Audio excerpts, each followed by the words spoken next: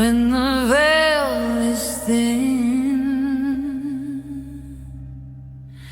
and the night runs deep,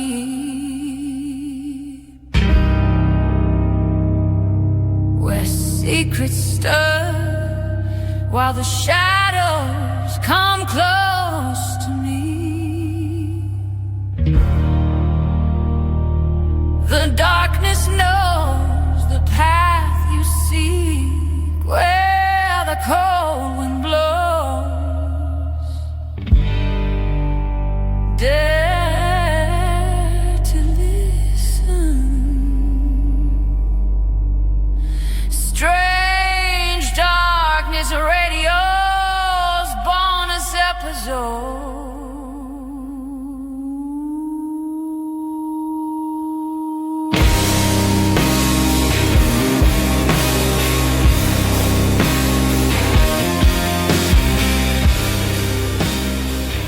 Welcome back to another bonus episode of Strange Darkness Radio, and on tonight we have Ed DonGilli and Kyler Jackson as the host. What is going on, fellas? Hey man, not much, man. I'm just dancing in the moonlight. Okay, I'm just ain't nothing wrong with that. Trying to relax it, do what I can. Exactly. Ed, how's it going? Good. Just good. That's all we get. Just good. I'm awesome, Bob. So he was moonwalking in the moonlight. I know, man. No, I was thinking dancing naked in the moonlight. No one said nothing about naked, bro. Let's keep it all above board. I'm doing well. I'm cool. good. Yeah, I'm doing well. It's glad to be here tonight. I am glad to be here tonight. That's I'm cool. doing good. That's cool. But it's always good being with you, man. Well, thank you, definitely, both of you gentlemen. Tonight is a gentleman's night for this bonus episode. But so I just want to thank the listeners for always tuning in to our bonus episodes. Again, we keep it light, we keep it smooth, and we just keep it going on the bonus episodes. We don't really get that deep into particular subjects. We do give and voice our opinions on what is going on, and tonight we have something very special. We did a whole rundown on Ed's story and background. Now it's time to get into Mr. Jackson's, and I don't mean Michael, but Kyler Jackson. Tito. Tito. The other moonwalker. Or Randy. That's what it is. There's another moonwalker? Yeah, me. I'm the other moonwalker. Oh, okay. Yeah, okay, you're a distant cousin of one of the Jacksons? Oh, yeah. I don't say it too loud sometimes. I don't want too many to come after me. Oh, that's interesting, because I'm actually a distant relative of the Jacksons, of Michael and I thought you meant Randy Jackson. Randy Jackson too, all the Jacksons. Oh, okay. From the American Idol. Yeah. I'm actually a descendant of my family's descendants of George Armstrong Custer. Oh, nice. Oh, nice. Well, certain cultures wouldn't think so, but Well, my relation with the Jacksons, it kind of goes more back to like ancient Africa. Okay. And like that bloodline that kind of runs all the way through all of us. Oh, okay. That's pretty much my relation. So like 20 generations back somewhere along the line. So somewhere down that line, that's where I learned how to moonwalk. It was in my dreams. Nice. Yeah, it was like that. Well, I want to tell the audience out there again, thanks for listening to Strange Darkness Radio, our main show and our bonus episodes. But I do have something very special coming to you guys soon. And that is Strange Darkness Radio After Dark.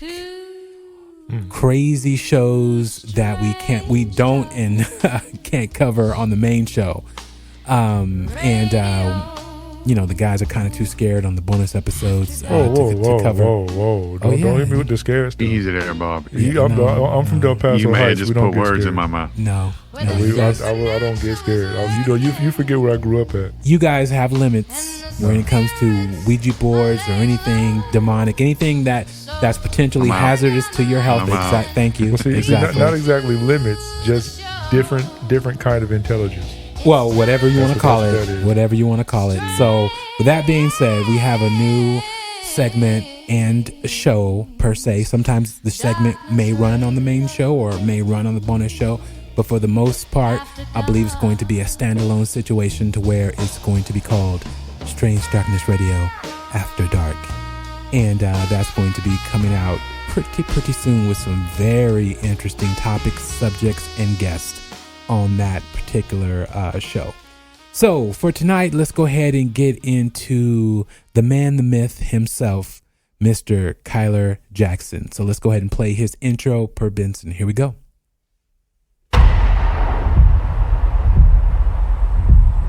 The lights are low. Shadows creep along the walls. Welcome to a bonus episode of Strange Darkness Radio. Tonight, co-host Kyler Jackson invites you into his haunted past. A childhood marked by chilling intuitions, pictures that moved when no one was watching, and a brush with the unknown that left him forever changed. As we peel back the layers of his story, you'll find yourself questioning what's real and what waits for us in the darkness. Are you ready to confront the things that linger just out of sight? This is Strange Darkness Radio. Kyler Jackson's Paranormal Awakening. Step into the shadows, if you dare.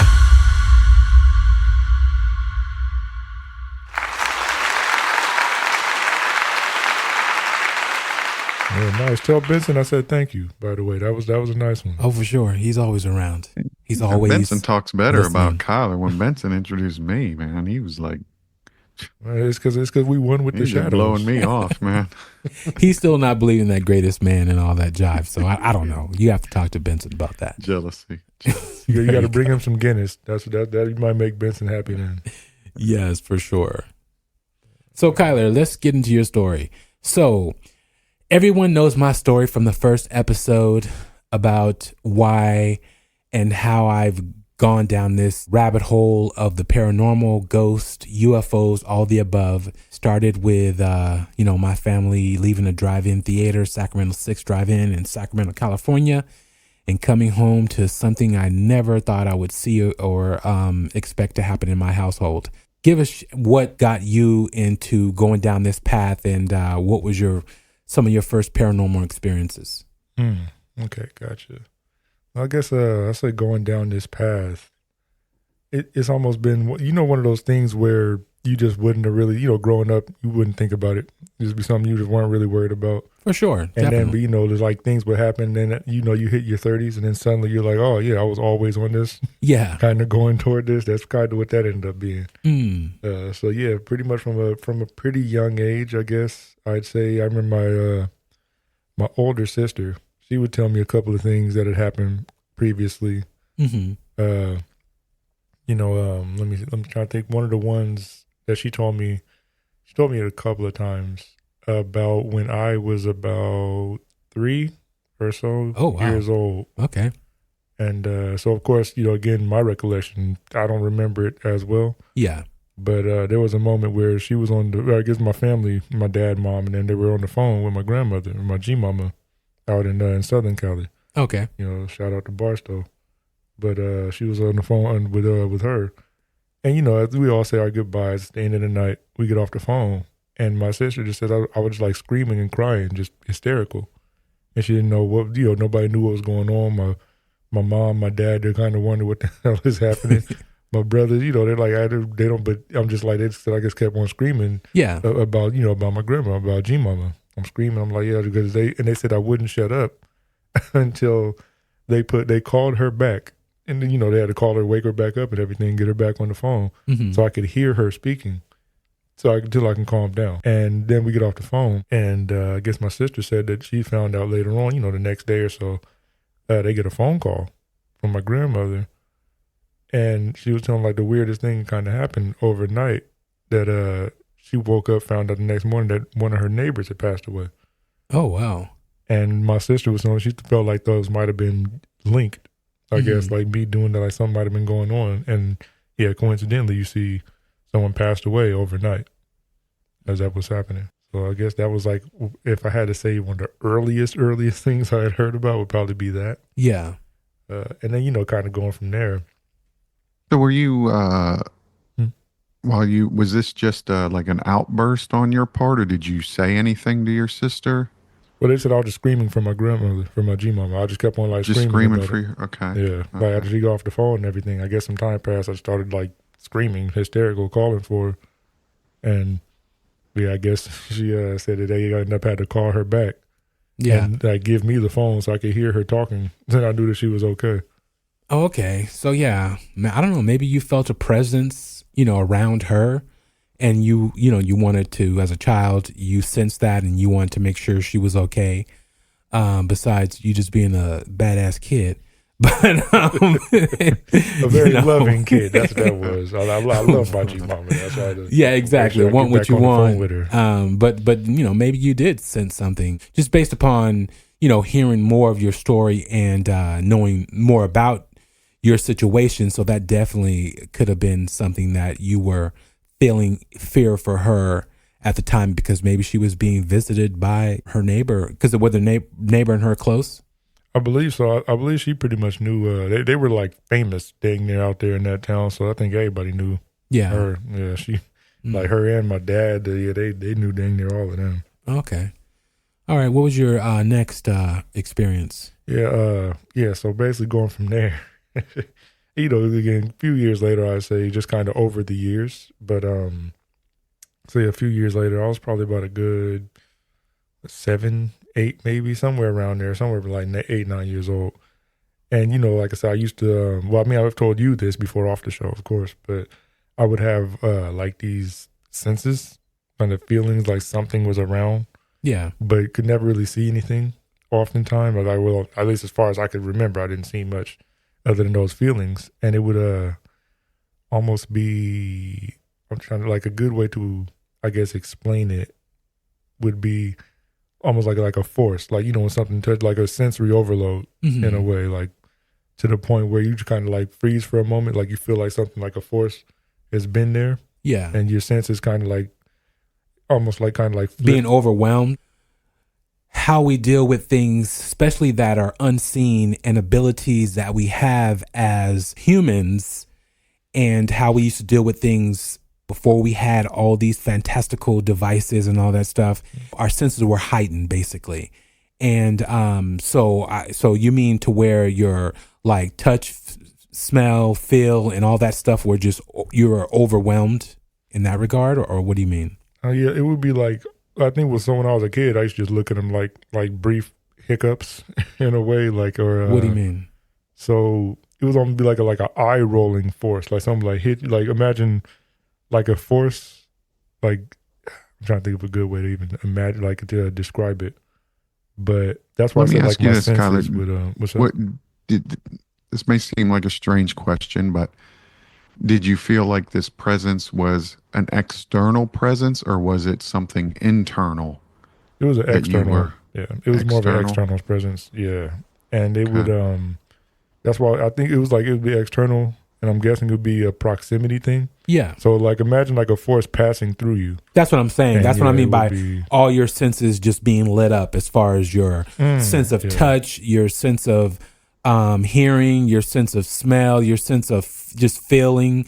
If something passes, because again, you don't visually see it, so you're like wondering like what the hell is going on, but then all your receptors that your body is feeling at the time that it's happening, I think that could possibly be something that is that's being set off at a heightened state. Because again, you were at what, about 7, you say? I believe it had to be around like somewhere around like 8, somewhere around there.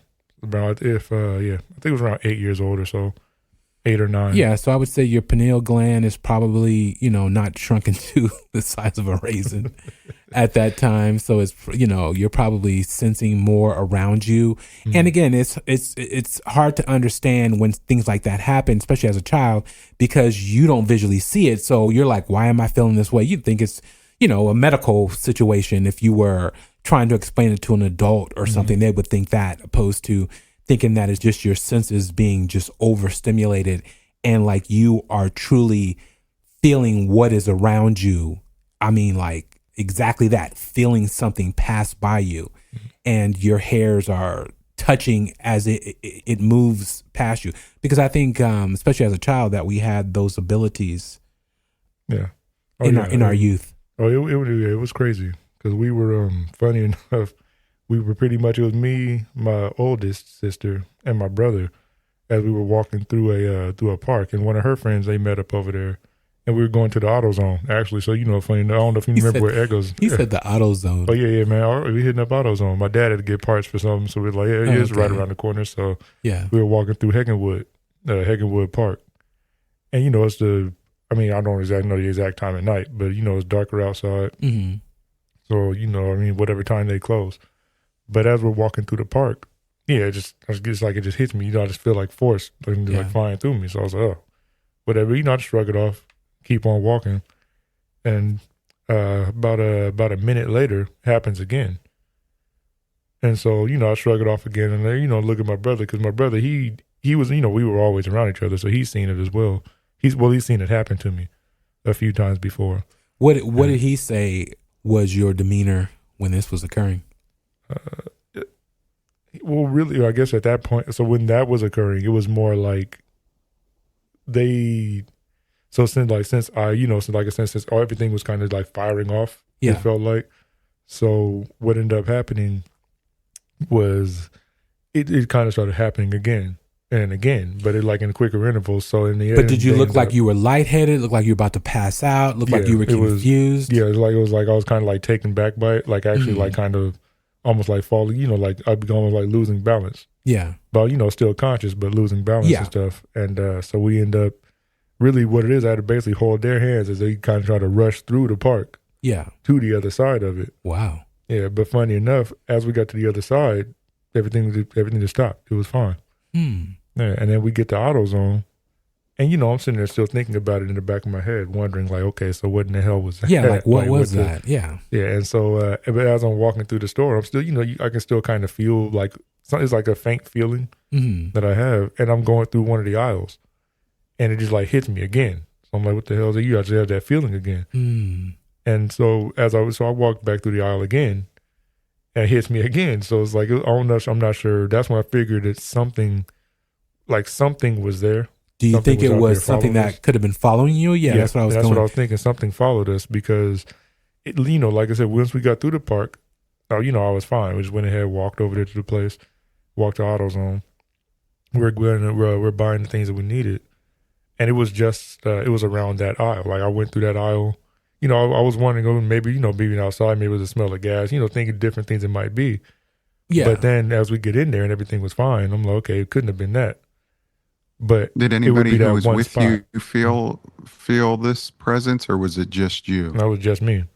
Yeah. And it was just that spot in the store. Even when I got there, I would walk through that one spot in the aisle, and I would get that feeling again. So that's when I pretty much, in my mind, I was like, okay, something. But you don't think it actually moved, so you think whatever it was in that particular spot? Well, I think it stopped once we got over there. Oh, okay. Because like I said, going through the park, like it entered. I was feeling this. Yeah, then here's the thing. Because again, technically it could be a lot of different things. Yeah. But as far as from the ghost standpoint, if it's from a ghost aspect, when they say when entities feel they are noticed, or they feel that you have the potential to see them, they will try to make contact with you.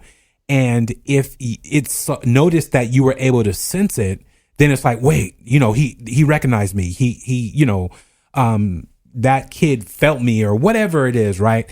And then they will track you down. They will try to make themselves aware to you.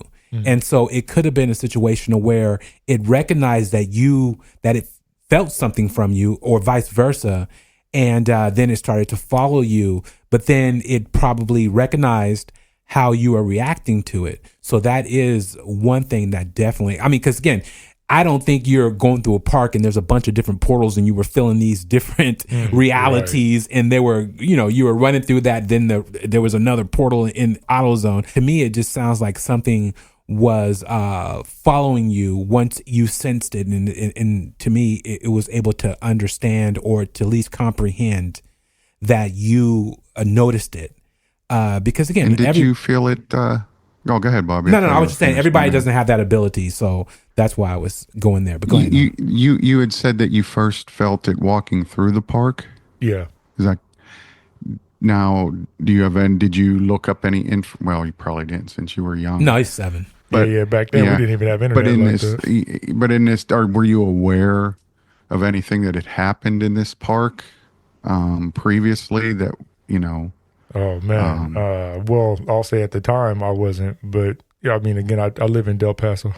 You know, I grew up in Del Paso Heights. So you know some of the stories of those Yeah, locations. it'd be some things that might have happened in the park. Oh But, yeah, definitely.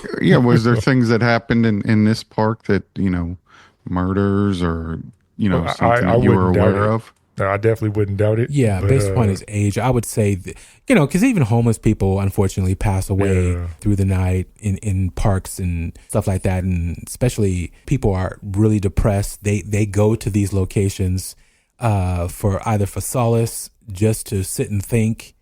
And sometimes things happen that aren't there, but then they are comforted by a location that they would frequent. And then something were to happen, then they come back to that location. So even if they didn't pass there or an event happened there, sometimes people, you know, go to locations that they're familiar with once they pass on, and they don't go into the light and end up in a situation like what Kyler is describing. And they see someone who actually can recognize them or feel them, and it's like an understanding. It's really weird how that works. Yeah, especially on a night So like if, that too. It was a quiet night, and it was like, you know, them real like kind of a dark, quiet night, not to worry about much. Yeah, I wouldn't be surprised if something might, you know, yeah, somebody chilling there, really just kind of hanging out. yeah. So what you're saying, Bobby, is if you don't walk into the light, you'll end up at AutoZone. No. You'll end up at a park, and then you'll find a kid that is going for car parts like Kyler. Yeah. His dad sent him for a battery that he couldn't carry back, and Ghost started tagging along to help. So I think it's shoot. probably a situation like that. But Well, that's wouldn't mind that. what caught my attention is when he said he walked through the park. yeah, Well, you know, obviously a lot of hauntings are the residual energy. exactly. Did I say that? Residual? Residual. Residual. There we go. I had one too many Guinnesses. Residual. No worries. Residual energies from, you know, but like you said, people who just go to these places because they were familiar while they were alive. Yeah, And so, you know, Yeah, that they go to these places and because it's the familiarity. yeah, And so if they do, you know, because obviously some people are more in tune to pick up on things like that. Mhm. And so if you're walking through an area, I mean, it's like what Gettysburg, all the, you know, residual energies and all of that. Some people walk through there and, I mean, they see a lot. And then some people can walk through it and they're, you know, oblivious to anything really. yeah. Exactly. That's true. Very true. Oh Very yeah, true. and then, you know, of course, and like we said, as we left the store, even it was, I mean, everything was fine. I mean, of course, to get back home, we walked around the park. Oh, so But- that you didn't want to go back through? Is that Oh yeah, I wasn't going back through there. So did you fight your brother, or he just knew to, like, you know, nah, something happened, something's Oh up. yeah, they pretty much, we all kind of just agreed. We were Oh, like, 'cause okay. it was four of us, and But we you all were just kinda telling him you were agreed, like- scared and you don't want to go back through the park. Oh no, I was telling them I'm not going through the park. Oh, okay. I was like, I'll meet y'all at home if it's that bad. I mean, I'll just go into a full sprint and just run all the way home if I had to. Yeah. So yeah, but either way, we all pretty much just kind of agreed, like, yeah, we're not going through the park again after that happened. Just Did you ever go through the park again? Oh yeah, I used to play in the park and everything. Yeah. You know, kids, you Yeah, forget through the over daytime time, and you know, as everything, time yeah. goes, you know, it doesn't dawn on you. And Oh you no, just- to this day, I still don't just be trying to go through there in the dark. Yeah, but in the daytime, I definitely have been. Yeah, number but you down. start questioning. I know, because again, my stuff had, you know, started at very young as far as what I saw. But then that first week, I was traumatized like crazy. But then as time goes on, you know, you just start playing with your G.I. Joe with the Kung Fu grip. And, you know, you keep it moving and don't think twice Well, you'll about remember when Or- them scratches start or showing start up on your rationalizing. arm, it. man. Never had yeah. scratches. never Thankfully, had I anything like avoided that. those myself. So, yeah. But yeah, I mean, I definitely could see. Yeah, well, you know, again, I've always tried to keep kind of a healthy level of, you know, rationalizing. You know, if it's like something that can be rationalized, I'll be like, okay, let me just try to figure it out. Yeah, But especially that was But one I thing that I think just never I did. think you have to do that. I mean, Yeah. I think anybody who's any type of investigator, I mean, you do have to look at the, you know, at the other side. You can't just go in and the whole, you know, seeing what you want to see and Yeah. kind of neglecting that well, this could have just been something else, something explainable.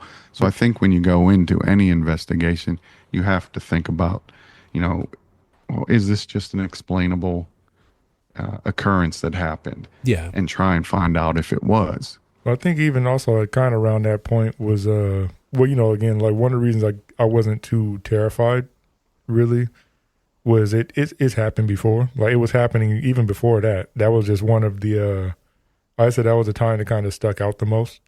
Yeah. Because it was just something growing up, it happened a few times. I was kind of like, I used to just kind of figure it was just something that was there and then it would be passing. Mm. But then, when it happened like that, it was like, okay, yeah, this might be something different.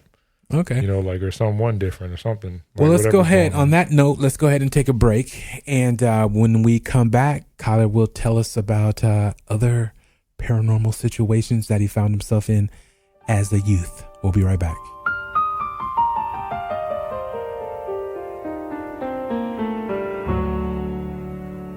Call into strange darkness. Radio's hotline.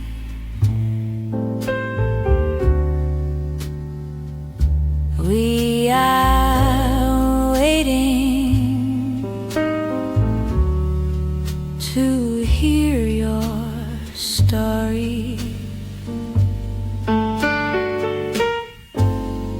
Call now. 916-741-3032. All lines are open. And strange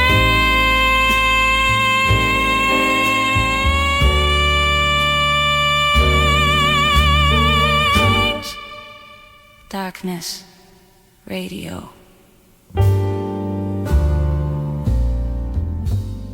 Okay, we are back with Kyler Jackson, the bonus co-host of Strange Darkness Radio, and he's telling his paranormal stories and what got him chasing rabbit holes and strange things in the dark. Oh yeah, a lot of strange in the dark too. Exactly. Yeah, light skinned and strange and in the dark at the same time. Okay, the stuff is wild, but.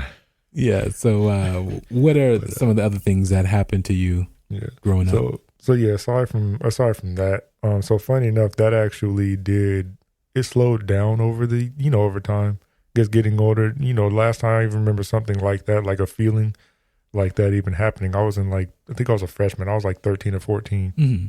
Last time I remember that happening. Walked by a house. It was just like some empty house, and just like felt something and kept going. After that. I stopped briefly, looked at it, and kept walking. So you just got a bad vibe from this particular home? Not even a bad vibe. It was just similar being when I was at the park those years ago. The years before, and then it happened, and I just kind of felt that as I was walking around that house, but then just kind of kept on going. Yeah, on my way home. But aside from that, I say it was some more standout things that would kind of happen. Well, because it's just funny thinking about it now, of course. But so my other grandmother, my mother's mom, when we would be over there at her house occasionally, because she lived right across the street from us, we go spend a night occasionally and do different things. But there was always something about that house. I'm not entirely sure what in the world it was, because not like it was just a bad house, really. Yeah. But it always just seemed like something was there. So it would hit certain types of the night or certain times of the night, and I just didn't want to get up and go anywhere. Like I was like, if I'm laying down, I'm just gonna have to hold it till I wake up, because no matter what, it was just certain areas around the house, especially I didn't want to be in. Like the upstairs bathroom. No matter what time of day it was, I hated being in that upstairs bathroom. Like it always just felt like I was up there one time. I had to go number 2. And I'm like, okay, God dang it, all the bathrooms he didn't are taken. Just say that on Strange Darkness Radio. Yeah, man, I had to go number 2, man. It was real. I was like, dang, I got to go number 2. Damn. So I was like, let me get up here. And then, all the bathrooms were taken. My grandmother wasn't letting nobody in her bathroom. Yeah. The other one downstairs, somebody else was in it. So I'm like, God dang it. So I go up the stairs. And it was nighttime, too, which made it even worse. So I'm like, oh, man, I don't want to be up here. Yeah. And, as soon as I get up there and I'm like, I'm getting ready to do what I got to do. I got to do. So I'm like, okay, God dang it. And like, as I'm getting ready, and you just feels like something is there. Like you just feel like eyes on you. And one thing I don't want to do with eyes on me is that.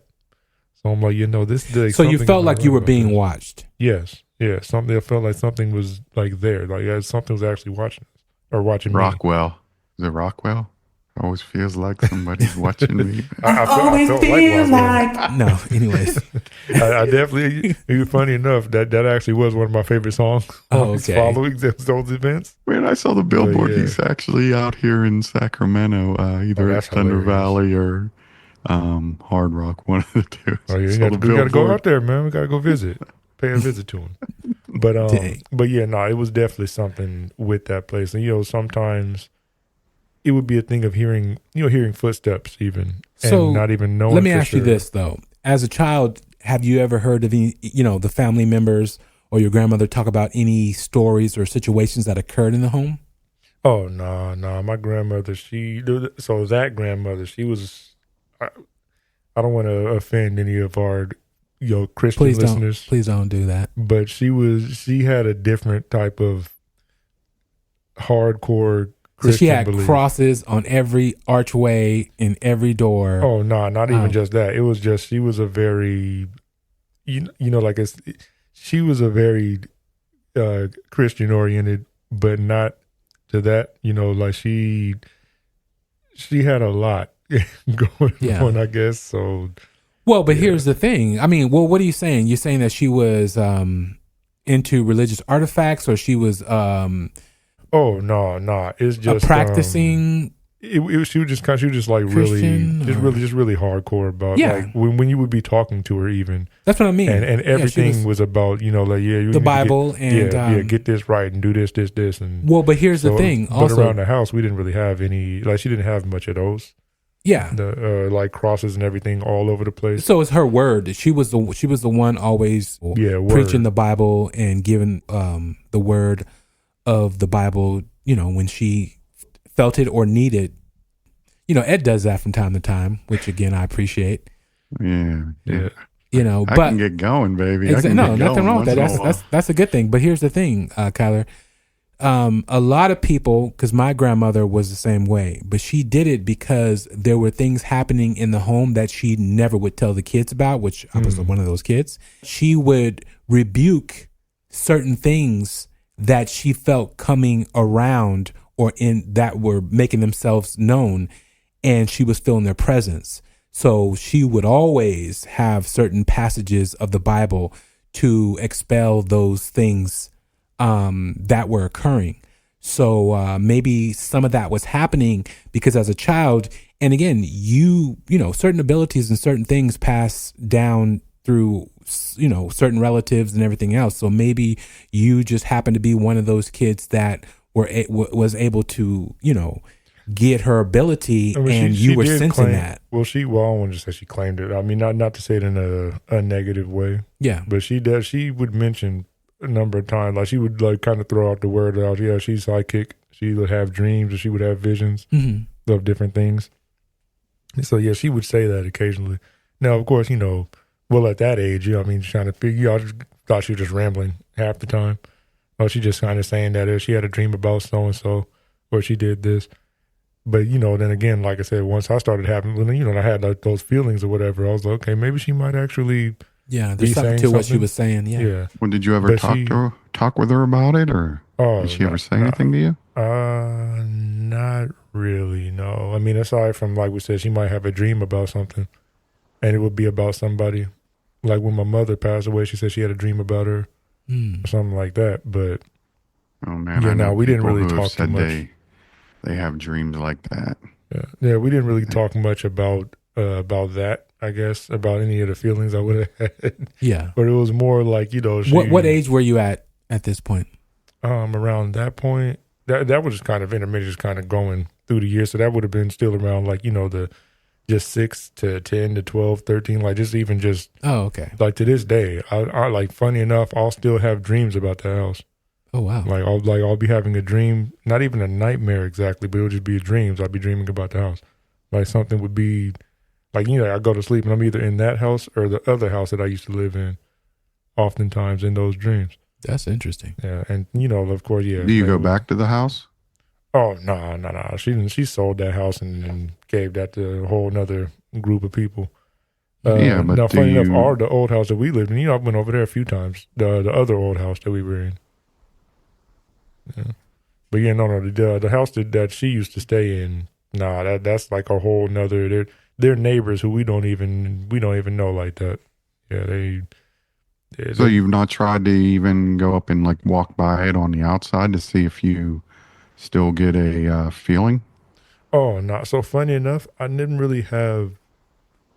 Yeah, no, I just never really ended up trying to walk past that house often. Yeah. But I never really ended up walking around that house like that. That was just once it was gone, and I mean, once she had sold it and everything, like it was going out to family, I just kind of left it alone. But yeah, just those feelings, like I said, like just that, like imagining whatever it was that would be watching us in the house. And then, anywhere with that, the different footsteps that I would probably hear, and I wouldn't be able to tell if it was my sister or something else moving around there. And then there was this one time being there, and I'm not sure what in the world it came from. I remember I was up the stairs, it was there, it was a quiet day. I think I was just kind of there by myself, really, with like her and maybe my brother or someone was there. Okay. I remember going upstairs, and I went to one of the closets in the guest room, I think it was. And I don't know what in the world. What did you find, man? Well, so it was just like a crap ton of gnats. What? Like, Ooh. I opened. Yeah, I opened. I think I opened either the dresser or the drawer. Not the drawer. Oh, I'm going toward the closet, and I opened it up. Okay. And like these things just come like flying out. And I was like, of course, I'd go darting down the damn stairs. I didn't want to deal with it anymore. I tried to swat some of them away as I'm running down the stair. But yeah, like I said, I hated being up. I hated that the upstairs bathroom, especially. Yeah. I hated that. But just being upstairs, sometimes you just get a weird vibe. Yeah. Like a different feeling at that place. And Interesting. that place was different. It was definitely a different house. The pantry door just kind of being open, and we had to wonder if our uncle tried to sneak in, or if it just got left open overnight. We were like, why the hell is the pantry open? Like, your uncle's a night crawler, man? Like, what's happening? He also lived there, but it was like, we would like kind of wonder. Like, Everybody blames the crazy uncle, man. We didn't know what was going on. But he would say he didn't go in the pantry. Yeah. And it's like, so we can figure either he's lying or he's telling the truth. And it's like, well, if he's telling the truth, who the hell opened this door? Like, why is the pantry door just open? Yeah. But like I said, it would hit certain times of the night. When it was bedtime, I did not want to get up and go do anything. Like, so obviously you were sensing something in that home. Yeah. Whatever age you were like, something's not right. So that's interesting. Oh, including my niece. So funny enough, one of my nieces, the oldest one, because she refuses. I've asked her over and over to tell me this, so I can, because I was going to try to bring it here too. She refuses to talk about it because she said she saw somebody. She actually saw someone. Oh, okay. In the home, and she said she just refuses to speak on it because it freaked her the hell out. She was done. Wow. Once that happened, but because I told her, I was like, I told her, we were talking one day. I'm like, I always felt things there, but I never seen anything. She was like, she saw things. She was like, she hated it. She was like, no, she does not want to be there. Yeah, so there definitely was something going on at that home. Yeah, I think my brother even said he might have seen something there or felt something once or twice. Like there was something. Yeah, something happened there. Okay, that was definitely. Well, let's get to the picture frames. What's the deal with the picture frames moving? Oh yeah, so funny enough, that was actually in our old house. Yeah. So remember the house I told you, the other house I would still have dreams about sometimes. So this was again, I think I had to be like, about like 11 or so, 10 or 11 years old or somewhere around there. And I remember being there one night, pretty late night. Yeah. And as I'm sitting there playing, funny enough, you look back enough, we had a Nintendo 64. And, I'm sitting there playing the game, relaxing, Mario 64. Of course, I'm happy. I'm like, okay, cool. There, my dad, he walks through to, I think he went to the restroom. or something he went to go do. I saw him out the corner of my eyes. He's walking past. And then, he walks, gets done his job, goes back the other direction. And I see as he's walking back and his friend walks back behind him, they go back to the other room. But, so I'm sitting there and then about 5 or 10 minutes or so pass. And, I see something else out the corner of my eye. So I figure, okay, maybe just him moving again. But a little while later, I see something again. So I'm like, okay. Me and my little sister said this thing we do, sneak up on each other, try to scare each other sometimes. So I'm thinking maybe that's her trying to sneak out the room and sneak over there to, try to scare me. Yeah. So I ended up saying, I was like, you messing around. I already saw you. You stop messing around. I already saw you. It's over. Nobody said anything. So I'm like, okay, whatever. And then, I see it again. So I'm like, okay, all right, I told you, I already saw you. You're going to try to scare me. It's not going to work. I look over the side of the couch and nothing's there. So I was like, okay, well, I'm like, that's weird. But I'm like, okay, screw it. Let me get back to my game. I love my game. So I'm like, okay, I'm going back on here. And as I get back to playing it, this time I see something again. I'm like, okay, what the hell? So now I'm just like, okay, so what the hell is this? And as I look, again, nothing there. Now, mind you, these pictures, the way they sit off on the side anyways, right? So, okay, I'm like, okay, cool, whatever. Now, this time I see something. And, so I don't turn to look exactly. I just, use my peripheral to see what's on the side of me. And my mouth just drops open. I'm just like, wait, ain't no goddamn way that I'm seeing what I'm thinking I'm seeing. And so I look real quick and nothing's going on. And so I'm in my head, I'm like, I know. I just saw this portrait. I just saw this portrait of me, my picture. I felt like it was moving, it was something was going on. But I'm like, okay, hell no. That couldn't be a thing. So it's happening in your peripheral view. Right. Something is moving in a picture frame. Mm-hmm. But then when you look directly at it, nothing is moving. Right. But then you go back to looking at whatever you initially were looking at, and then your peripheral, it starts moving again. Right. Wow. Yeah. And so I go back to it. And about another 10 minutes pass. And I see this movement again. So this time, again, I'm just kind of I'm like, I didn't even pause the game. I'm just sitting there.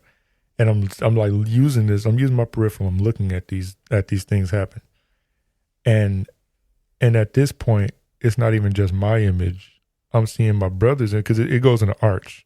So imagine it's like an arch inside the house, like a wall that's cut out in an arch, basically. Yeah. And each picture is going up and around the arch and down the other side with all of us.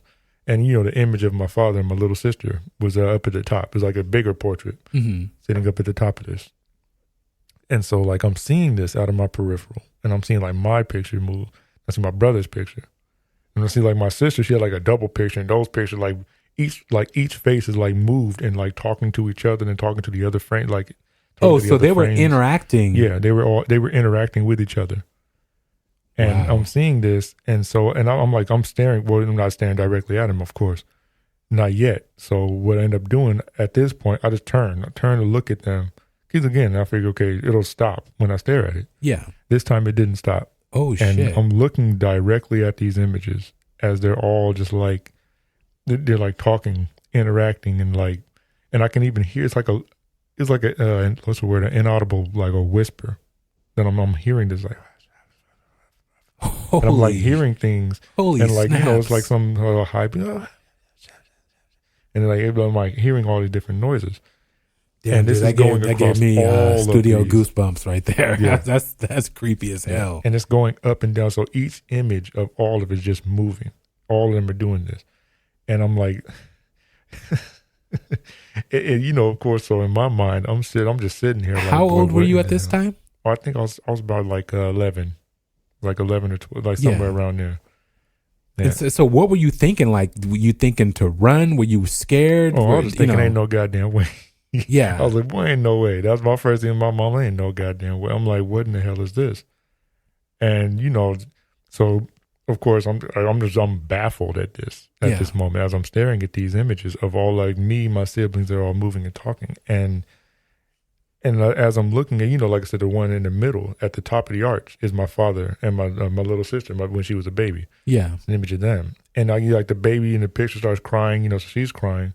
Wow. And then the father's like holding her, like my dad, he's holding the baby trying to and that's when I finally see him he's like, I see him moving to try to calm her down. But then I see like him look at me, looking at them. And then he just like quickly like he utters something down. He like shoots a look down both sides of the arch. Then he looks at me, and then everything just kind of goes back to normal. Like everything just stopped. Like he shoots something down at them, they stop. Yeah. Then he looks at me, and everything stopped. He like smiled and stopped. Wow. Yeah, and so going from that, I just I'm seeing this go on. Wow. And I pretty much figured this must just be it is about that time to go. I'm done for the day. So. Wow. I mean, again, here's the thing. I'm saying I would have done this and done that. No, I've been in this situation where I saw something that was totally unexplainable and I was just shocked, stunned, couldn't move, and my brain is trying to process what it was trying to process. So I can only imagine. It's so funny. Normally I would say, why didn't you run out of the house? I would have ran out of the house. No, actually I wouldn't, because things like this has happened to me, and I've just been shocked and stunned, and just looking at whatever.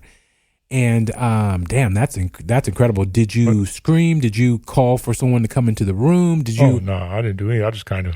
I was watching as it happened, and in the end, I ended up going to bed. I was like, yeah, this is just too much. I went to bed. I was like, I'm done. I'm done for the day. I'm done, or I'm done for the night.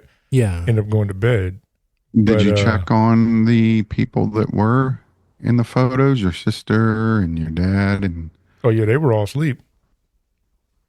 Yeah, they were all still. Well, again, like my dad, he was over. He was in the back room. So I mean, I'm guessing he was asleep at that time, or by the time I was seeing that. But yeah, everybody else was asleep. And then I ended up going to sleep, and I woke up, and my brother, he's over there on the couch playing the game. By the time I wake up, kind of like I ended up falling asleep in there. Did you say anything to him once you woke up and saw him playing the game? Oh yeah. He was kind of like, he was like, well, what the hell? Like, what the hell are you talking about? Yeah. And he just figured, oh yeah. Okay, how older is he than you? 3.5, about 4 years older than me. Yeah. And so yeah, I ended up bringing that up to him. So funny enough, I brought it to my dad also. Mm-hmm. Well, kind of, because so my thing was I didn't want to terrify anybody. Yeah. Like I didn't want to scare the hell out of anybody. So I ended up asking my dad, and I was like, "Yeah, Dad, did you and your friend, did you guys see anything? Yeah, yesterday, did anything happen?" And he's just kind of like, he looks at me, he's like, "What are you talking about?" I'm like, he was like, "What friend?" I'm like, the friend you guys were over here in the room last night. Didn't you guys go over here? And he was like, "Yeah, wasn't nobody here last night." Yeah. And so I'm sitting here, I'm thinking to myself, like, I know I saw somebody follow him through the room. I'm like, yeah, I could have sworn I saw it. So, but again, like being that age, I figured maybe he just didn't want, he's an adult. Yeah. Y'all don't need to be in the grown folk business. Exactly. There's one thing. I used to get that a lot growing up. Yeah. Stay out of grown folks' business. But then on the off chance, on the other chance of him just literally just telling me like nobody was here. Yeah. Like he didn't have anybody over last night. And I'm sitting there like, okay, so if you didn't have anybody over last night, yeah, then who the hell did I see walk into that room with you? Like I just thought it was a figure. Well, I would say a shadow was falling, but again, it was already dark, so he dang near looked like a shadow walking there. So in the end, I'm like, okay, so yeah, who the hell was that? Wow. Who was walking there behind you? And of course, as I tell him this stuff, but because we talked again about that when I mentioned the images, I didn't mention it till years later. Yeah. And I mentioned this to him. And he even asked me, he's like, well, did you feel, it's like, would you feel like something negative from it? Or I was like, I didn't really feel anything negative. It was just, like I said, it was shocking. It was a stunning thing to see that happening. And he was like, well, in the end, it's kind of like, we're like, whatever energies and, whatever was kind of given to those things. And as they were talking, and in the image of, like he tried to decipher what was kind of going on, even the image of himself. Yeah. Looking down and everything, and kind of seeing me, like he looked like literally looking at me and then seeing how my reaction. And then looking down the other things, he was like, I guess maybe he's trying to, basically calm the whole situation down and calm you down from the different things going on. Since it was the portrait of him. That is wild. Yeah, that was one of the craziest of my childhood was that. Wow. Imagine that, folks. Imagine sitting there, initially seeing something move, not sure what it is. You're like, okay, did I really see that? You look over, nothing's there. Then you look over again and you see portraits having full conversations with each other. And then they notice you noticing them. And then one person shuts it all down. That is wild. Let's go ahead and take a break. We'll be back. Have you encountered the unexplainable? Strange Darkness Radio invites you to share your paranormal tales, ghostly whispers, UFO sightings, or cryptid encounters via SpeakPipe. No phone calls needed. Just click the link in our show notes, available on iHeartRadio, Spotify, or Apple Podcasts. Record your story and we'll feature it on air. Your voice could be the next chilling highlight. SpeakPipe works on any device, delivering messages straight to our inbox. Don't let your eerie experience fade. Share it now and join the conversation where the unknown meets the airwaves.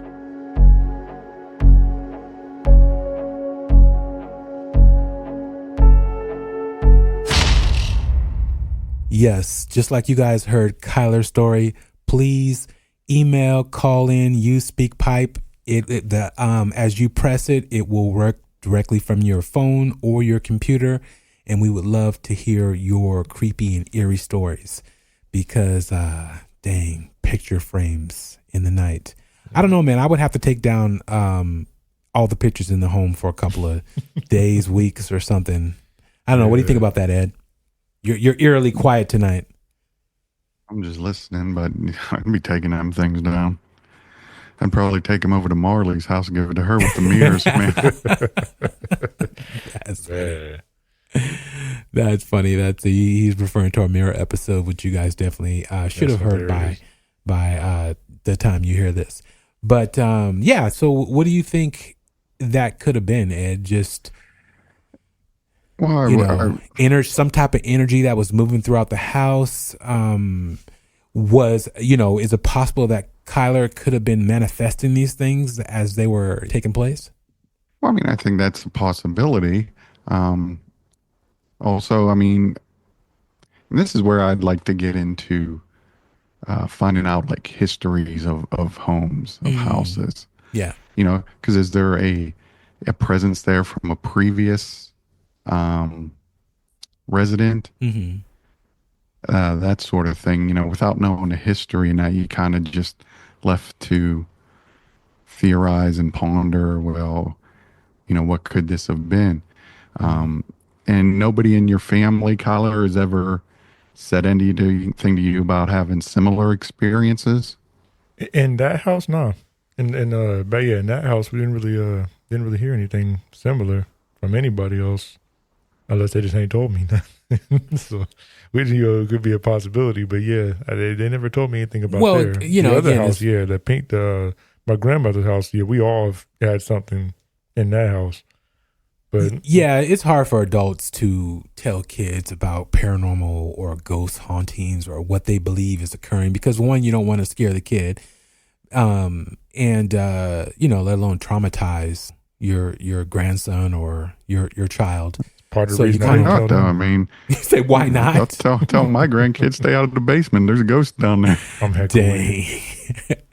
But no, just in my family's experience, and again, this is African American, folk. When it comes to talking about ghosts and spirits and all that stuff, it's just something that we don't readily tell kids or talk about unless the parents are really acclimated to having those experiences and they're comfortable with it. But most African American families don't want to discuss that. It's like, because you're giving it energy, you're bringing it to reality and everything else. That's the whole Navajo.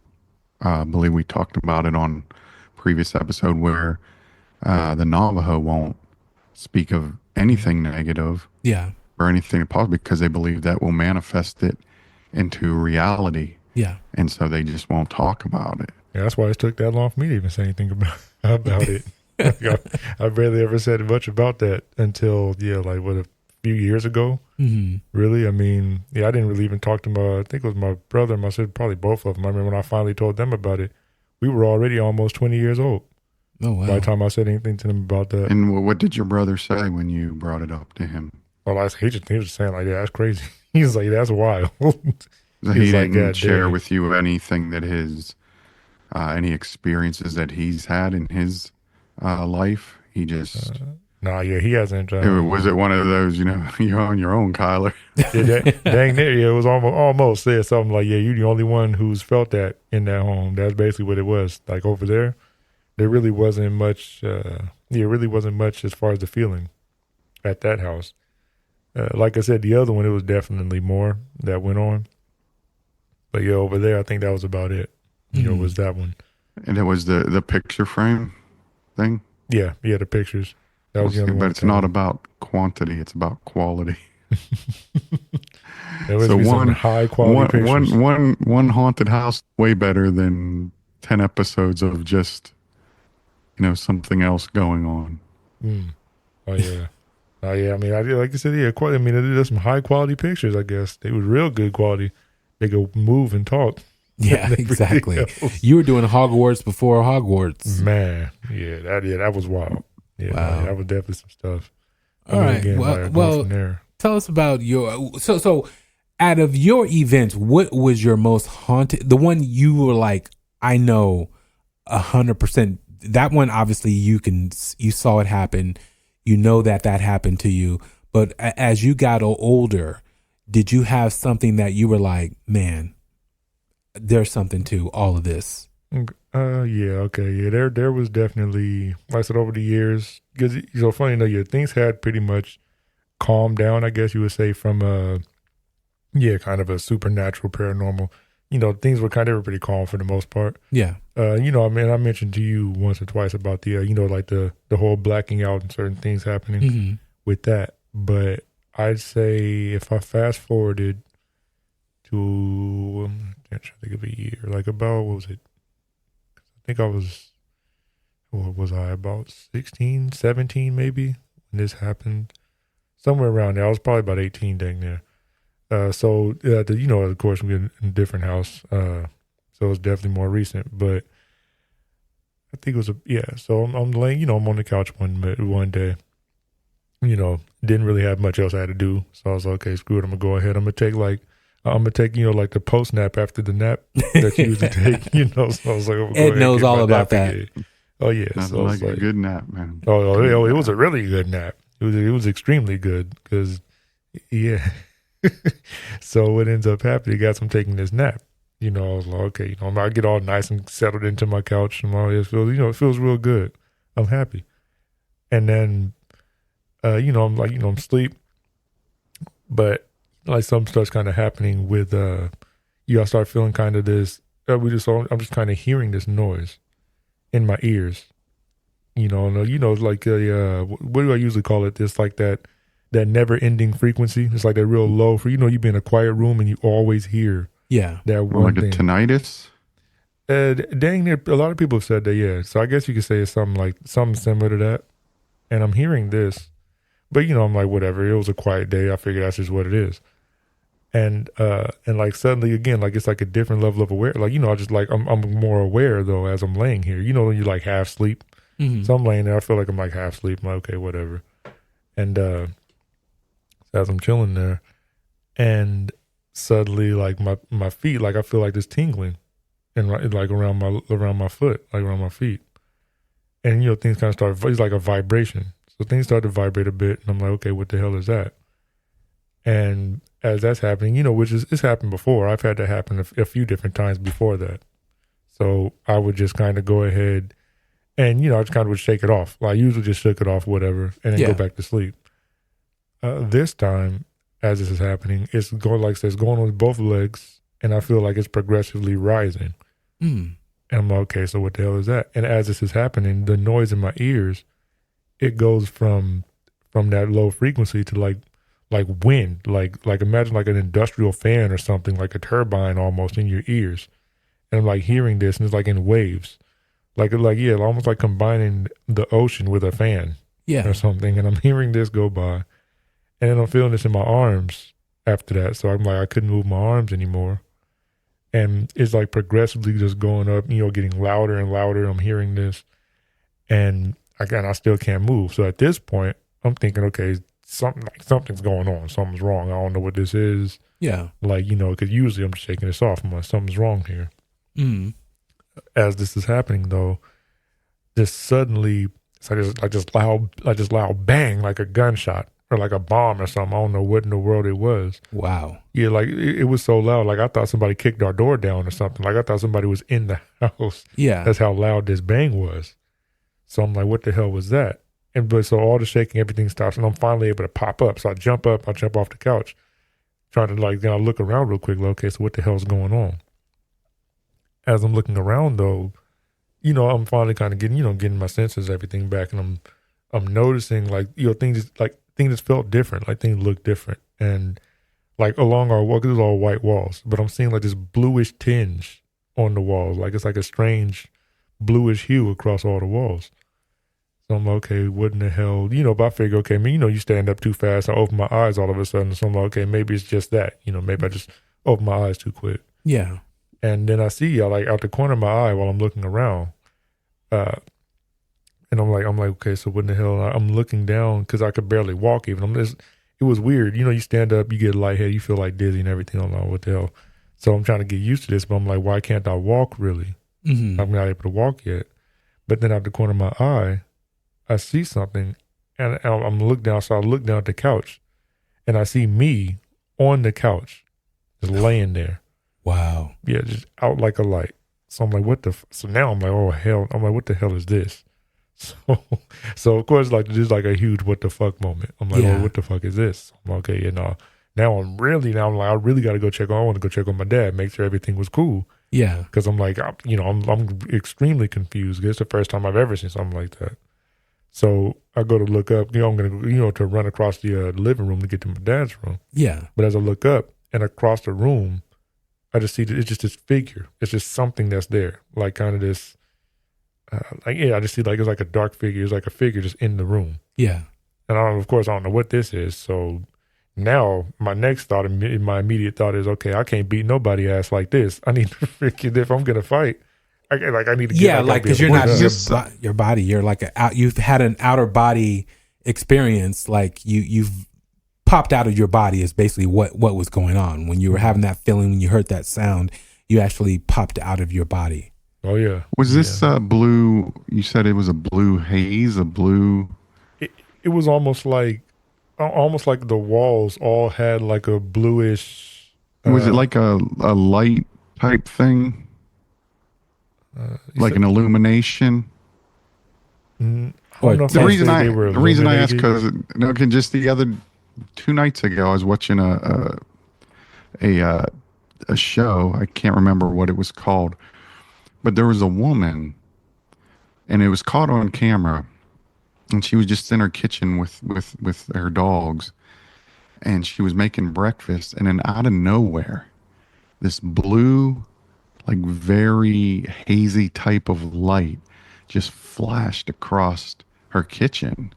And they've had professionals examine the film footage, the camera, and she got this sense of on the camera you can see where she says, you can hear, she says, "What's that?" Yeah. And it's not, they've not been able to explain it, but one of the theories is that when a portal opens up, it gives off this kind of light, and it was a bluish type of light. But it was when you said that, I was just like, yeah, well, 2 nights ago, I had just watched this program, and they were investigating this experience, and as of yet, they've not been able to explain exactly what it was, and you can see the dogs react too. Yeah, I didn't really see any like nothing really seemed illuminated, but it was like the middle of the day. Also, I mean, it was, gosh, what was it, like 11, 12 a.m. or 12 p.m. or so? So it was somewhere around there. Like the sun was still pretty much up, So really, it just almost looked like like imagine just white walls, but they have like a very like a light bluish or a bluish tint to it. Because like that's one thing I noticed when I'm standing up. I'm like, why the hell? So are the walls everything, even though the walls there, but like what you're looking at, whether it's the couch, the floor, did it still have that hue tint to it, or only on the white walls? Well, I really only noticed the walls for sure before I started seeing whatever, before I looked at everything else that I was seeing. Yeah. Like I said, like seeing myself and then seeing that figure. But yeah, like I would pretty much say, especially like at least the walls, where that was definitely something I had noticed, was the blue all around that. And yeah, so of course, like I said, after I see this figure, my first thought is, okay, like if somebody's in here, I can't fight like this. Like I can barely move. So like I need to get back. I need to basically wake up and get back in my body, wake up. And at this point, it was like everything kind of happens in a flash. And then suddenly, I'm jumping up. It's like I jump back over the couch, and I guess into myself. I jump up off the couch, look around the corner, and nothing is there. It's just quiet, like nothing's out there. Did you happen to notice how long, time-wise, this experience episode happened to you? Was it a matter of minutes, seconds? Probably about a minute or two, I'd probably think. Like I said, as I stood up, kind of trying to get my feet under myself. Because, like I said, I stood up, and, I felt like I might have stood up too quick. But then I also, it felt like I was a little taller than what I would, like what I usually am, too. Exactly. That whole sensation of what you were hearing, the feelings in the leg and all that stuff, that is all signs of OBE. It's basically an out of body experience to where you pop out of your body basically, and you can see, you're in a dream state, and you can still see your body, just sitting there, and I'm surprised you didn't think you were dead or something. Well, and that's one of the other reasons why I wanted to go and try to fight whatever the hell was there, because I didn't know what they like. That's why I was like, I need to hurry up and check on my dad, because I'm like, if something happened to me, that means something is in the house. Yeah. So I'm like, that's why my first thought was, okay, if something like I need to be able to fight this thing. Mm-hmm. And as I thought about it, that's when I ended up like pulled back. I'm not sure if I got pulled back in or what, but I ended up waking up. So did you feel like you were walking? Could you walk? It was weird. It's like I couldn't. It was like it's I was like trying floating to get my feet. Or flying. You were detached. Like, that's what I mean. It's like because I felt like like when you feel like a few like just a little bit taller. Like I felt a little bit taller. And like I couldn't, it was like learning how to walk again. Dude, this is exactly an OBE. I mean, it like crazy, to where they say you have vivid sights and sounds and sensations, and that things feel realer than real. Like it's hyper realistic, and you're describing like all of that. Oh shoot. Yeah, that's wild. Yeah. Oh yeah, it was definitely crazy. Especially when when I asked my dad finally after I got up. And I was like, did you, I've even asked him, did you, like, did somebody come by? And he's like, yeah, no, nobody was here. Because then I asked him, with the vibration and stuff, like, it was such a violent vibration that I was feeling. Yeah. Like, I really thought it was an earthquake going on. So I even asked my dad, I was like, was there a quake? Like, did you feel anything? He's looking at me like, no. Like, what are you So you never about? made it to his room then, though, right? Well, after I woke up, I did. After I got up, but I'm saying, but because you were saying when you were out of body, you were going to try to get to his room, but then you couldn't. And so you're like, I need my body to fight whatever's going by him, right? Yeah. To go into his room. So let me get back in my body, which, because some people even can wander off, dude. That's like astral projection. I mean, there's a lot of things, but I definitely think it's definitely an outer body experience. I've never had that happen personally. Well, see, especially around that time, because I didn't even really, again, I hadn't looked into much of any of that. Mm-hmm. I kind of just figured, again, after growing up, different things, I had different feelings. I was like, okay, whatever. This is probably, again, thinking about it, maybe it was just a crazy dream, something that went on. But then, so, after I get done talking with my dad, I go and I call my cousin. And I tell him about, the whole experience. Yeah. And he's just like, yeah, damn, that's wild. Like, you actually saw all that. And I'm like, yeah, like, it's insane. So, we chop it up a little bit, get off the phone. And I think it was about a year or so later, I'm watching TV. And this movie trailer comes on. Mm-hmm. So I watched the trailer and I'm looking. I'm like, why is it like why does it seem kind of like something that seems familiar? I was like, what the hell is going on? And then it clicks, and I was like, oh shit! So I call my cousin, and I tell him, I was like, cousin, like go watch a trailer for Insidious, and then call me back. And he goes, he watches it, and he calls me back, and he instantly like, cousin, that shit sounds just like what you experienced. like the dream you told me about, that while back. Yeah. And I was like, ain't this about it? Like, he was like, yeah, the color that they like, the color in the background, this. He was like, that shit sounds damn near just like what you said you were seeing. Yeah. And I was like, ain't this about it? Damn. And that was pretty much at the point where that's when I really started like starting to look into a few more things as far as like lucid dreaming. Yeah. Do you ever have lucid dreaming? Funny enough, I don't often get to have many dreams where I can just like control everything that's going on. Like usually by the time I gain control, I wake up. Like if I gain control over a dream, I'll wake up. Oftentimes I can't. See, that's what I was going to bring up is the lucid dream, because they're doing experiments now where they believe that they can have somebody who's in lucid dreaming and kind of out of body actually control the dream itself. Yeah, I think my brother said he's actually whether they'll be able to control themselves, not only going out of the body, but being able to control themselves to go back in. Yeah. And to wake themselves up, which is pretty weird. Yeah. Oh yeah. No, it was definitely, like I said, it was wild. Like dealing with that was, to this day, that's still been one of the craziest. I've definitely, I've had, different, like partial paralysis, different things like that where I just couldn't move my leg or couldn't, I'll just sleep paralysis. Yeah, something like that where I'll just kind of shake it off, or I'll be laying there asleep.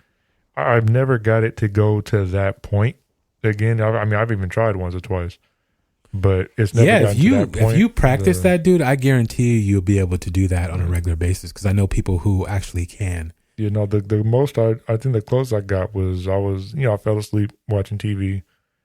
And, again, it starts happening again. Yeah, you have to be in a real relaxed state, like really relaxed, like almost a meditative state for that to happen. Yeah, wow. I think I was able to get my eyes open. I couldn't get up that time. Like, it was like I could feel everything else, but for some reason I couldn't get up again like I did before. That is interesting. And, going from there, that was when I pretty much started looking into a lot more when it comes to especially out of body experiences. Definitely, man. Else. I started researching more with that.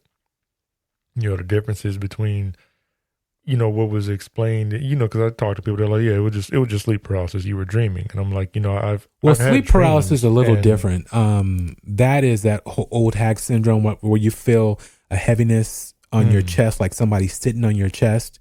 Yeah, and sleep paralysis is an out-of-body experience. So. Yeah, exactly. That's what I'm saying. Yeah. You're able to look around, but you're not able to move, and you feel a weight on your chest. So that's totally different than OBE or lucid dreaming or any of that stuff. And thankfully, I don't recall. I don't think I ever had that. The whole like the chest, like a pressure on my chest. I never felt that. It was always, it was always the other. Yeah, and everything you described is exactly how it works as far as the sensation that you feel in your limbs, and then that sound, that whooshing, a whooshing noise or an ocean or a blowing noise, and then it's a big boom, and then that's when you're like pulled out. That's when the person pops out of their body. Some people just pop out, like my friend pops out and floats to the top of the the ceiling in the house, or she'll float like outside of the house. She'll actually go and float outside of the house. And if there's a window, I don't know how she gets outside of the roof and all that stuff, but if there's a window open, she can like go outside the window. If it, so it's just weird on how that works. But that's incredible. I mean, imagine having control of that. Yeah. Hey man, you start meditating and doing those practices, I guarantee you'll be able to do it at will and be able to control it. It's an interesting thing. But what would the benefit of that be? You're able to see different things, like that entity that he saw. You're able to see now. Again, if you want to see that type of stuff, some say that these are beings that are just out there, like normal, fish in the sea, and things that are a part of nature and a part of our existence. And but you're also able to travel. You're able to see different stars, galaxies. You're able to go into space. I was going to say theoretically, or just when you think about well, I guess I'll say even philosophically, but theoretically, they mentioned that the mind, the consciousness, the spirit, it all exists on the spiritual realm, while we, the physical body is just on the physical realm. So the spirit, your consciousness, in theory, it could actually travel, like you mentioned, different galaxies, dimensions, even at different points in time. But again, that's not our realm until it is our realm, when our physical realm is over. Don't be too quick to want to get to the spiritual realm. This is not an After Dark episode. Well, not to mention that you're like, even like what he's saying right there, though, like even what he's saying right there is still, that's where they start getting into things about the astral we plane don't know. And different Exactly. things. Yeah, that's when it's a number of other things that can go down with that. Some people explore, some people don't. Stay in your own realm, man. Stay in your own lane. Well, but who's to say those realms aren't supposed to be explored? That is the thing. God gives us these abilities and powers to be able to do. Some can hone them. Some, are born and it's just there. And some are able to awaken them. I would say, with practice and different techniques. And if we weren't able to do it, we wouldn't be allowed to do it and have those abilities to do it. That's usually what I would think. No. Oh, no. Yes. We're given the ability to do a lot of things. Yes, exactly. But are told not to do them. By whom? Or by God's word. No. Everything is beneficial. Oh, yeah, man. Oh, no. It's called free will for a reason. Exactly. Yeah. But not everything is permitted, but not everything is beneficial. You open up some doors, baby, you ain't shutting that door. Actually, that's funny that you say that, because even people who have regressions that have traumatic incidents and traumatic situations occur in their past lives, they're actually able to heal themselves by going back in past lives. And I have one therapist who's amazing at this work, and I hope to have her on, and she's done amazing work on doing past life regressions and healing people that have had things happen in other realities and are able to fix them in this reality. So don't be too quick to judge or to... No. I think you're misunderstanding me. I'm not saying that these things don't exist. What I'm saying is they can exist, but we should have nothing to do with some of them. And that's the problem. Who's to say what those some of them are? Because, that's where your moral compass, your foundation comes in. Obviously, where my foundation is. Yeah.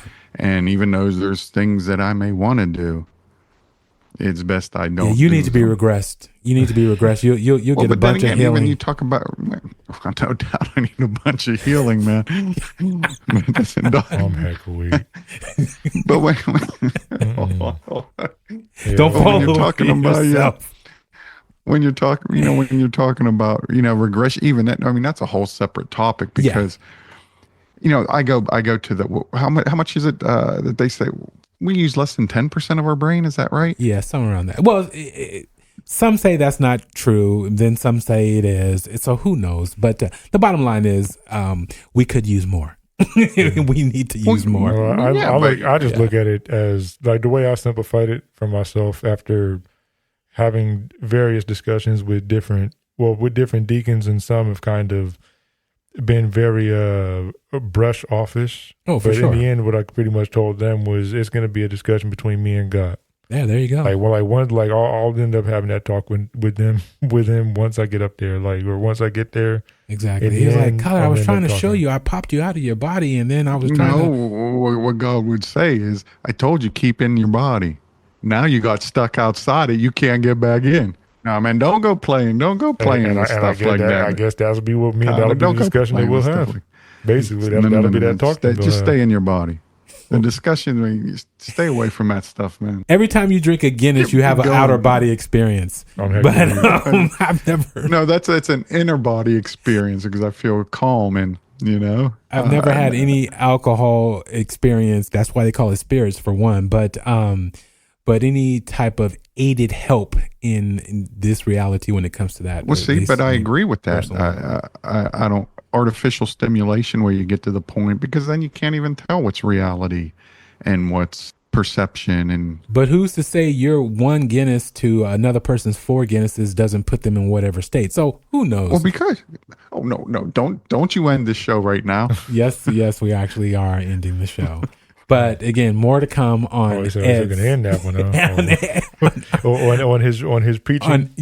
On Ed's spirited spirits. But again, yes, Ed is right though. We don't know what's out there. But again, if you're brave enough, or if you find yourself in a situation where you're exploring, and again, it ain't like Kyler set out to do what he did. Yeah, I was gonna say this was just something that just kind of that was happened there by happenstance. You know, like by like, and again, there was a number of times again when I spoke with the deacons about certain things. Yeah, and then suddenly the devil was this, and it's like, okay, well, I'm gonna go this way exactly because I don't need exactly what's it's always like I'm going gonna to go happen. ahead and go over here, and I'm gonna go talk to somebody who's not the first thought in their mind is going to be that they can actually sit down and talk to me about it. Yes. Hey, baby, as opposed he to walks around like a roaring lion, or like seeking whom he may devour. Or when I bring up with one of them, and I talk to them Ed will about throw those passages out. when I talk to them about man. the various deja vu moments that I might have, and they're like, "Oh yeah, no, it was the demon." That's yeah, okay, exactly. well, I'll tell you what. Yeah, What's what's scarier than deja vu is what is it? Jamais vu, which is like deja vu is what is it? Unfamiliar. That seems familiar, whereas jamais vu is the opposite. If you don't it's something, I have to throw a Jackson reference. Parlez-vous you don't français, man. Parlez-vous français. No, jamais vu is the opposite of deja vu, which to me is a lot scarier because so now that's you got a problem. Now you have a problem with deja vu also. No, man. Deja vu is a thing. Okay, well I'm just checking. You know. No, but obviously deja vu is a thing. We all have deja vu. No, he just told you the pastors were telling him. I'm having deja vu right now that I had this discussion with you and it turned into a big argument. Actually, this is not an argument. This is a discussion, spirited discussion, and not even spirited. And I don't see no Guinness either. What's up with that? It's right here. Oh, but okay. no, so see now just in these last 5-10 minutes, we've touched on like 10 different topics. Yes, and we will visit all of those topics at a later point in time. Oh yeah, but that's what actually one of the reasons I brought that up was you were talking about the well, I mean, deja vu is one of the other experiences I've had, but deja vu is not a supernatural thing. That's almost like a brain fart. I believe deja vu is a supernatural thing. Either that or unless I'm thinking of something that's not deja vu. But I mean, maybe it's a premonition, but it's just been like certain things, like not even just. Tyler, we're closing out the show. You adding to the show. What are we doing here? Well, no, that's why I was saying. I mean, remember, I was going to be talking about the experiences until we started talking about Jesus and how God is good and everything else. So that was that's why I was going to bring that. God up. is good for all the believers out there. Oh, absolutely, all the time. But that wasn't what we was talking about. Yeah, exactly. I told you. All the time, God is good. But that wasn't what we was getting into at that point. Yeah, exactly. God, he was just giving his experience. God understands what we was going through. Hit him in the head with the Bible. Because God is the one who allowed it to happen. I was just letting them know, stay in your body, man. Stay in your body. So I'm not surprised at the deja vu. Next time when you get ready to pop out of your body, Kyler, tell yourself to stay in your body. Yeah, I'm gonna go visit Ed. Like I don't have care. some deja vu. I'm gonna go to Ed's I know Ed told me something about staying in my body. Ed's gonna drink another Guinness tonight. He's gonna pop out his body, and be like, "Oh man, I had the craziest experiences." You turn around here, Kyler, you should do it again. Exactly. That's what it ended up being. I love him and his wolf girlfriend. You want to tell me about this?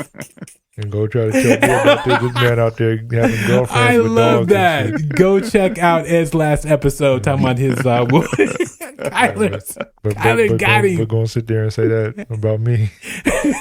Yeah, I can't have premonitions and none of that stuff. But yeah, if I have a premonition, it's the man. devil. I'm sorry, You y'all can have laughing in your wolf women. ear. I had to. That's too funny. That's kind of crazy. Yeah, that was wild. Yes, God would tell you, Ed, watch out for those hot women. You are exactly right, baby. You are exactly. He tells all of us that. Oh, Don't be that's too ensnared, funny. man. Don't you be ensnared. That's too funny. Anyways, yeah. So that was Kyler's experience. I'm so sorry. I haven't laughed. I don't think I've ever laughed like this on a show. Hey, But you're welcome. You got us here now. yes, That's why. exactly. That's hilarious. But again, we respect everybody's belief and everybody's faith and everybody's way of things happen, because we don't know how and why these things happen, and for what reason Kyler had this particular experience. Did you get anything from it, Kyler, that you would say something was trying to show you something? Or I just believe you were in a really relaxed meditative state, and exactly what they say, and millions have reported on how it actually happens, the whole lead up to it. You explained it exactly how they say it happens, and then it occurred and you popped out of your body and you were able to experience that. And I think that's just what it is. But do you think there was anything that something was trying to show you, your own self was trying to get you to understand something, or anything particular? I can't really say as far as that. I mean, I definitely, well, again, after I calmed down and everything, I was more relaxed if anything else. But Yeah.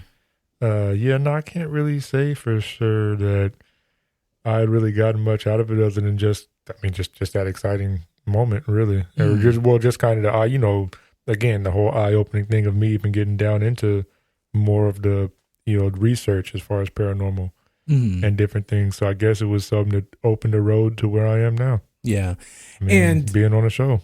Exactly. And I do like how you did bring up the ministers, because when it comes to research or just asking questions, you do, unfortunately, when you go to certain people, I should say, you do get shut down really quick on, because it's more of a, you're puzzled and you're looking and seeking answers. And so you go to people you think may have or help you with these particular answers, but a lot of them, especially unfortunately in the religious realm, will quickly shut you down. Yeah, in the worst ways. Yeah. Yeah. And opposed to, not explaining anything or why. It's like, don't ask, don't look, don't, opposed to, you have things happen for a reason. Abilities and sensations and things that occur are there for a reason. Why these reasons are, we may or may not know. Some say they do, some say they don't. But it is something that the human body and the human mind will always explore and always seek information on. And by shutting people down, it's not helpful, because then you either don't give weight to what occurred in the event that took place, or you go in bad areas and realms and find things and get into things like Ed was possibly talking about, that can be going down the bad road, whether it's demonic side, whether it's seeking, crazy entities and asking questions. And you really don't want to get into when you start seeking the Ouija boards and stuff like that to try to ask these questions, opposed to people actually out there who really can really give you a hand. But in the internet realm and in the information that we put out and others that they have, you can get some of these questions asked or answered, and people will walk with you to ask and find out and, research on some of these topics. But Ed is of the mindset, be careful on how you tread. No doubt, man. No doubt. Yeah. And if you're letting somebody lead you, you better make sure they're leading you down the right place. Yep, that is true. And the right path. True. You can find answers. Just look for them in the right place. Yeah. Yep. That is very true. Watch out for the hot women with big dogs. Mm-hmm. No doubt, man. It's still been looking for them. He's still been looking. Not He at looks all, over man. his shoulders. When Not at he all. gets off the show, he's gonna go looking for him. I'm not. Nope. He's gonna be like, yeah, wolf woman, where'd you go? No, Wolf. Right there. no way, man. No way. You bring your wolfish ass back. Nope. Don't be out there. Don't be out trying to hide from me with your gothic ass. Come here. Oh, Yep. dang. I'll be staying in my house with the doors locked, baby. She'll get in there for you. It's all right. Yeah. Knock, knock. But, hey, they always ask for permission, vampires. Anyways, thanks for listening to Strange Darkness Radio. It's been a great episode, guys. Ed, what did you learn tonight? What did I learn? You know what? I learned that, something we all of us have experiences. And I think it's good to listen. Yeah. Because, like I said, I don't want to be a person who would sit there and say, you didn't have this experience. Because obviously something happened. And so I would rather be somebody that just listens and tries to answer questions. Kyler knows where I come from. Yeah. Where I look for my answers. Yep. Minnesota. But I don't ever want Minnesota. Minnesota. Oh, man. I think it's just, we have experiences but I think it's up to us to find the answers. Oh, for sure. Definitely. Well, what I've learned tonight is I think Kyler is touched. And I think he has, I don't mean touched in a bad way, touched in a supernatural way to where he has abilities that he may or may not know and have not seeked on how to utilize and hone those particular skills because they've happened throughout his whole life. And a lot of people that I know who have those abilities, they've recognized those and they've since used those to guide them, through life and able to help others. And I think he has abilities, as Vanessa would say. Well, that would be fun. But, so if I can get a control of them, that'd be even better. Yeah, because funny enough, this was, like we said, over the years, even going through and speaking about them, it just never really had a setting or people around who I guess would be like-minded-ish like that without trying to ask you for your debit or credit number right afterwards. Yeah. They're like, The show ain't over yet, Kyler, baby. Show ain't over yet. Exactly, yeah. We were always seeking donations at Strange Darkness Radio at strangedarknessradio@gmail.com. No, we don't do that.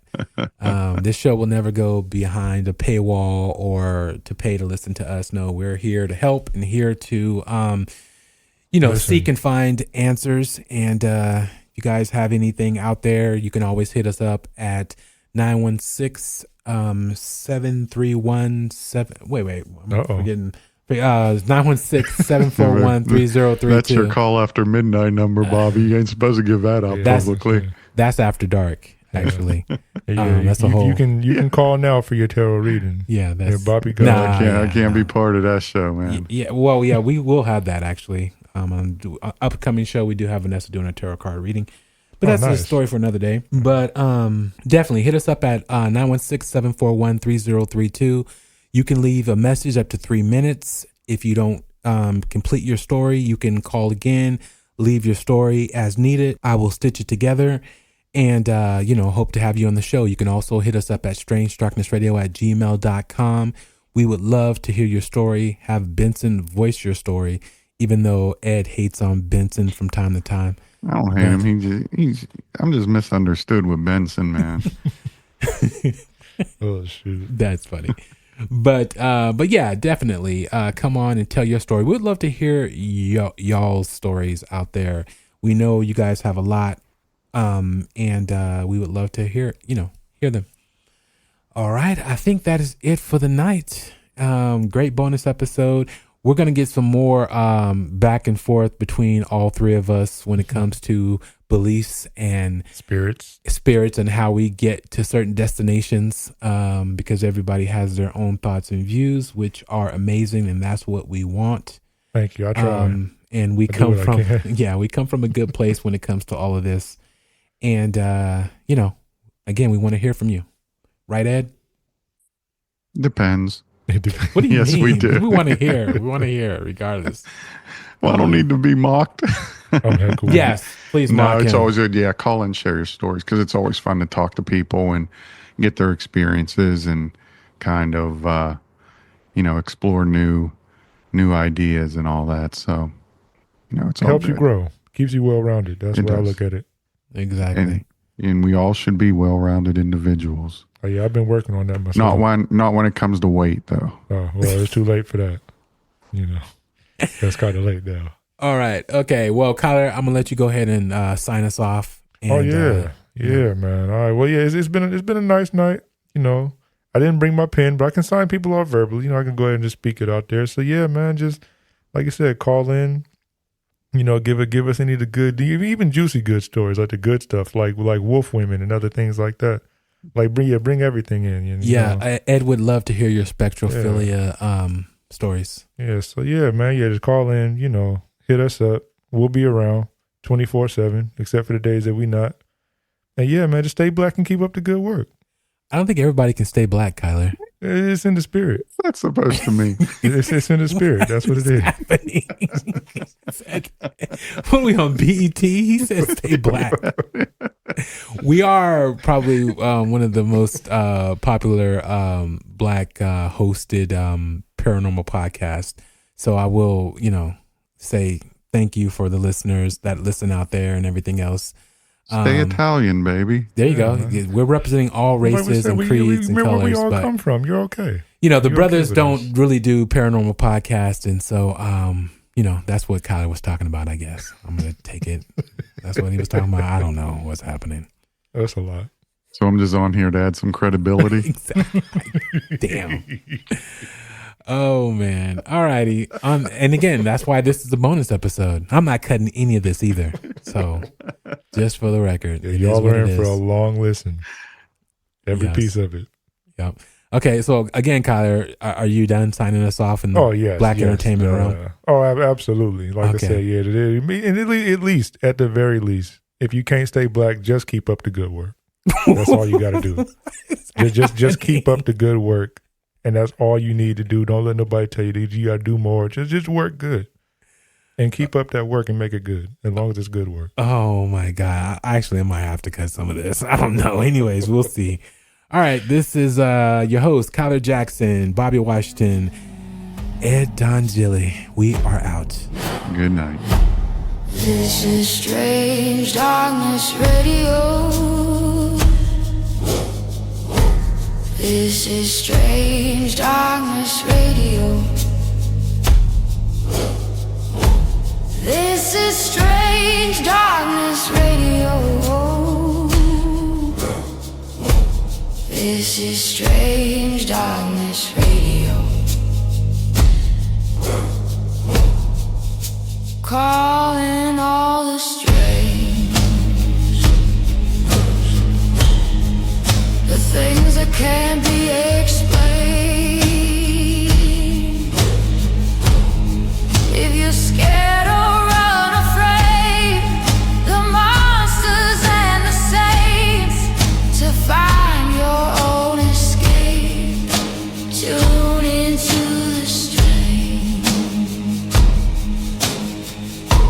Strange Darkness Radio.